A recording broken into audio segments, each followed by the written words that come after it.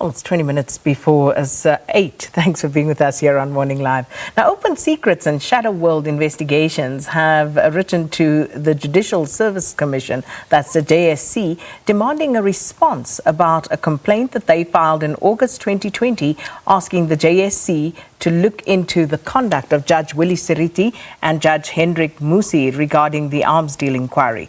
Now, the two organizations last year wrote to the JSC following a decision by the North Gauteng High Court in 2019 to set aside the 2016 findings of the inquiry into the arms deal, which was led by Judge Willie Seriti. Now, the court set aside the findings of the Arms Procurement Commission of Inquiry for failing to admit, interrogate and pursue evidence related to the corruption allegations in 1999 arms deal.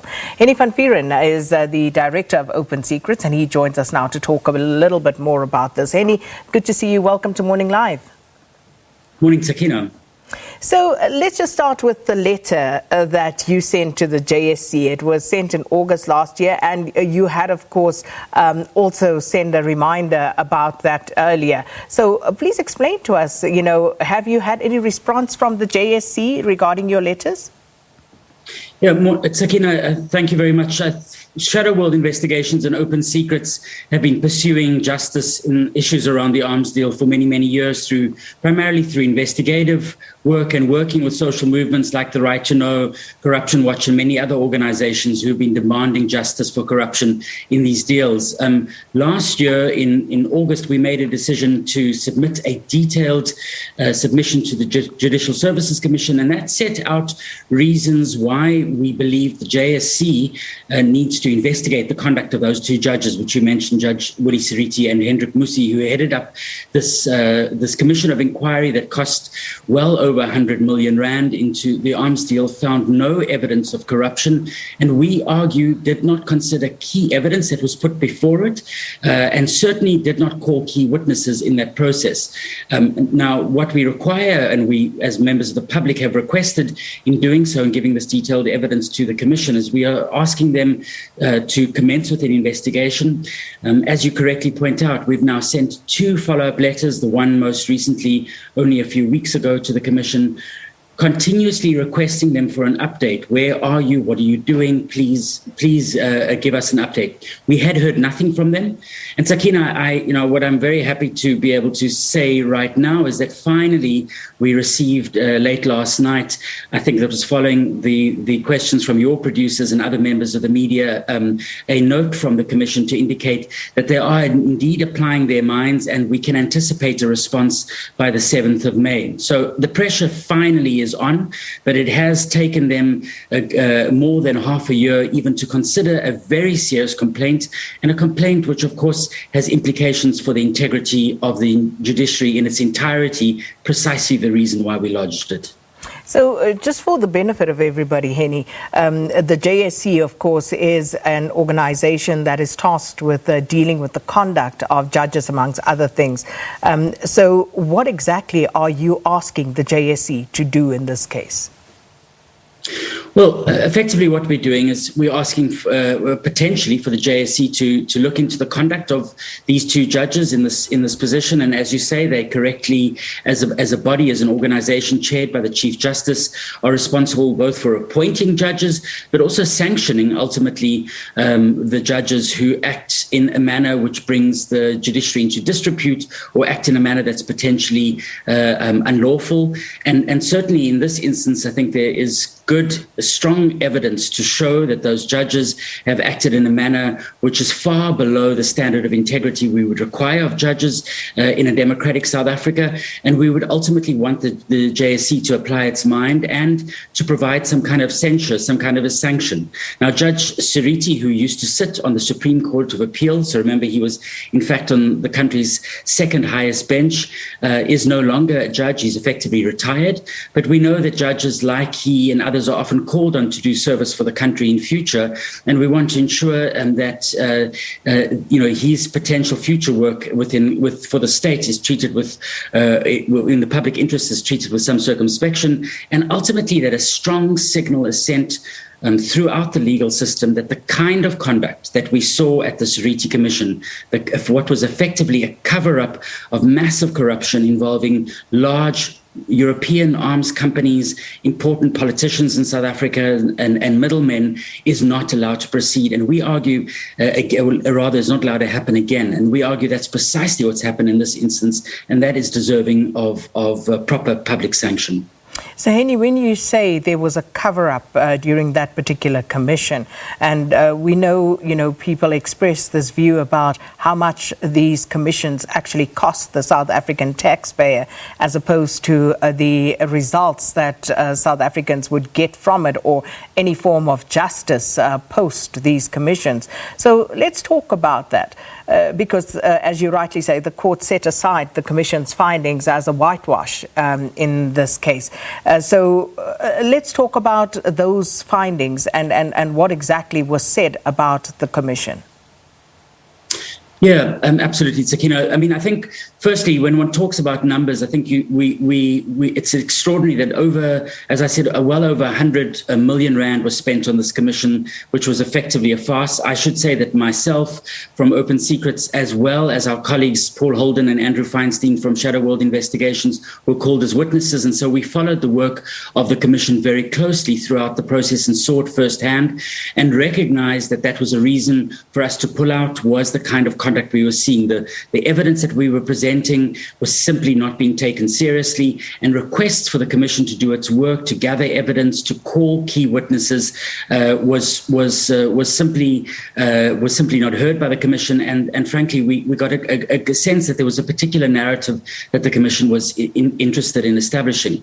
But what this meant was that there was effectively a cover-up of an arms deal that in today's rand value is worth about 140 billion rand, Sakina. And until late last year, South Africans were still paying off money for weapons which the country didn't need, it couldn't afford, and certainly we have, fortunately, not ever had to use in the first 25 years of our democracy.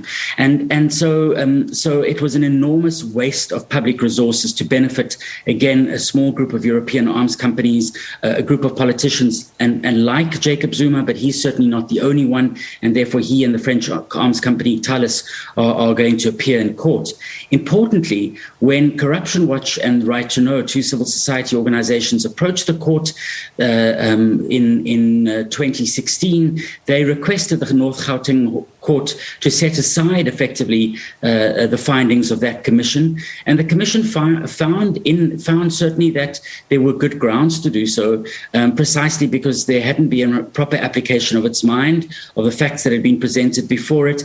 And while it didn't go into the substance of every one of the concerns we had about the conduct of the commission, it's the very first instance in a democratic South Africa that a court has ever set aside the decision of a commission of inquiry. For judges to do that to other judges is a pretty difficult thing, and it shows the seriousness with which the North Gauteng High Court approached this matter, the care with which they did that, and ultimately the signal that they were sending that this is simply not acceptable. And I would argue that it put a lot of pressure on the Zondo Commission as well. You know, as you say, we spend a lot of money on commissions of inquiry. Almost R1 billion has been spent on the work of Deputy Chief Justice Zondo and the Commission into State Capture. And I think that's put the pressure on them to do their job properly. They don't always do it as effectively as we all wish them to do, but they do know that they cannot simply allow another whitewash to happen, because civil society and others will not allow that, simply to go quietly into the night, and will find ways to hold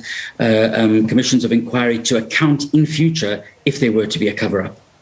So, Hennie, you mentioned former President Jacob Zuma, and if we look at where things are right now, the former president he is first and foremost seemingly the only individual currently facing charges related to the arms deal. Please correct me if I'm wrong.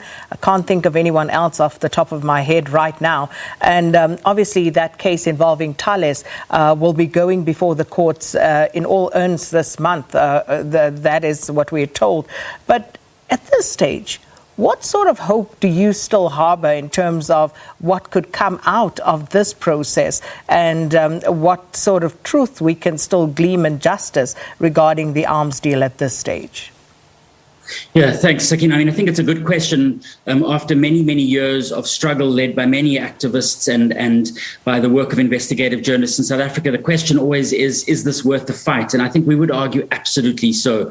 Firstly, we have the issue of the Judicial Services Commission and the complaint by Shadow World Investigations and Open Secrets. We need to see justice there. But secondly, as you say, for the implicated in the arms deal, there's the justice that needs to be sought in holding to account the French giant arms company Thales and former President Jacob Zuma for their allegations of corruption in the arms deal. But they are not alone. We believe that the National Prosecuting Authority is again looking at evidence involving arms companies like British Aerospace and working with their middlemen in South Africa like Fana Hlongwane, who continues to play an important role in South African business. And of course, there are going to be a host of other politicians that would be implicated in that aspect of the deal. And Sakina, to add, there are other facets of that deal. The role of German arms companies in providing submarines and frigates, again, the link to politicians, to middlemen and lobbyists. The evidence is there, and it has been sitting with the NPA for the last 10 or 15 years. The problem was that the project, as part of the state capture project, was frankly the destruction of the NPA's ability to hold the very powerful to account. We continue to apply pressure on the NPA. This is not only about holding former President Jacob Zuma to account. Ultimately, this needs to be justice for all the arms companies. And these are very powerful global arms companies in which the governments of those countries have interests, need to be held to account. And equally, the business people who have profited from those. There have been reams of material that have been written about it. What we are waiting for now is for the NPA to do the hard work and hold them to account.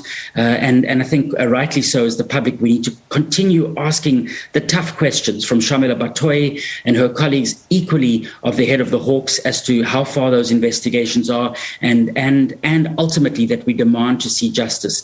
The impact of these deals means that ordinary people have suffered. We haven't been able to provide antiretrovirals for people when we needed to, Sakina. We haven't provided water, housing, student loans for young people. And the root cause of this problem is the corruption in these large deals. And this is precisely why we need to see a strong measure of accountability. And this is going to be a struggle for the long term. So I would imagine, Hennie, that you perhaps have been in touch with Shamila Batoy to find out exactly what the NPA is doing at this stage. If you have what's come out of that, and also given that the Seriti Commission cost the South African taxpayer an estimated 137 million rand, what are you expecting at this stage? What do we do? How do you realistically move forward to try and get to the bottom of all of this?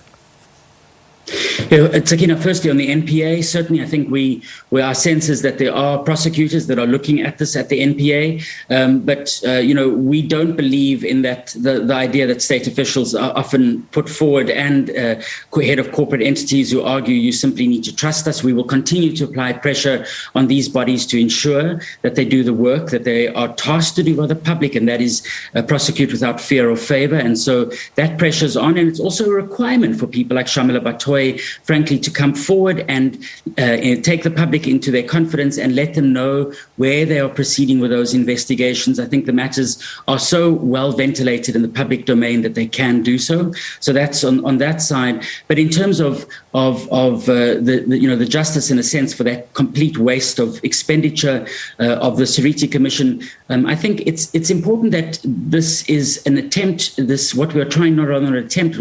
is an exercise to ensure that the message is sent that we cannot repeat the conduct of the Seriti Commission again, that the advocates and evidence leaders who effectively enabled the Seriti Commission's work, who obfuscated, who did not do their work, and took home a handsome package of millions of rands for aiding that cover-up, I think they need to be shamed. I think there are questions that their colleagues at the bar and others need to be asking of them for what they've done. And ultimately, the staff and others also need to be held to account. These were all public officials who enabled that cover-up.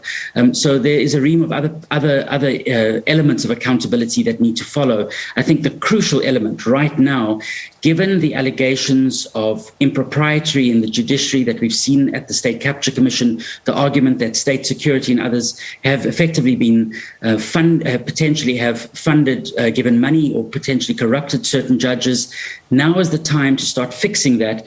And we would argue that the work around the Arms Deal Commission led by Judge Seriti and Judge Musi must be one of the first elements of accountability to send a signal to fellow judges that this kind of behavior is simply not acceptable. And then with regard to work or investigations done in other countries, has there been any post the Seriti Commission? And also just looking at how the process unfolded for the complainants during the Seriti Commission. Do they still have the appetite, if you've been in touch with any of them, the likes of Terry Crawford Brown, are they still interested, Andrew Feinstein, in doing this again? I certainly don't speak for Terry Crawford Brown, but I speak for Open Secrets, and I know that organizations like Shadow World Investigation and many of the true whistleblowers who brought information to the Commission, I know are prepared to see justice for many people and many organizations. This isn't only about proving a point. This is about the impact that the arms deal has had on social justice and the way in which it corrupted our politics, the manner in which it certainly corrupted the politics of the governing party and deeply damaged internal democracy within the ANC and our democratic institutions in South Africa. So I think for every South African who's committed to the constitutional order, to ensuring that there's true social justice is achieved through that, I think we are committed to ensuring that there is proper accountability. Whether other countries are doing the same thing, there have been investigations in the past, Sakina. Very often those investigations came to an abrupt halt because the South Africans where these crimes had mostly occurred were simply not interested in prosecuting because of the capture within the NPA and the political pressure that has been placed on some of those institutions going back to the Mbeki administration already. And I think important to note, Sakina, is that the issue of this kind of high-level corruption is not something where we see accountability in most countries in the world. In fact, this kind of corruption in arms deals has become so normalized that both the arms companies and the corrupt politicians know that they can block those investigations for reasons of national security and others in their countries. What we are doing in South Africa, and I really have to stress is extraordinary, is that you have a civil society, investigative journalists and others who have continued to push this issue. And I think the arms companies know that they're seeing a fight in South Africa for justice, which they haven't seen in many other countries. And they know that they potentially have their backs up against the wall. We have the evidence, we are rebuilding the institutions, and there's the will to see justice. And I think for the arms companies, and again, for very powerful groups of people within the arms companies, intelligence services, and particularly within political parties in other countries who profited from the South African arms deal, that's a scary thought. And that's precisely how we want them to feel, and we will continue to be pushing on as a result. Well, Hennie, we'll leave it there for today, but please keep us posted. That was the Director of Open Secrets, Hennie van Vuuren, his organization, and that of Andrew Feinstein's Shadow World Investigations are pursuing the Judicial Services Commission to deal with the conduct of Judge Willie Seriti following the decision by the North Gauteng High Court to set aside the findings of the Arms Procurement Commission of Inquiry as a whitewash after it failed to admit, interrogate and pursue evidence related to the 1999 arms deal corruption allegations. So we'll park that one there for the time being. And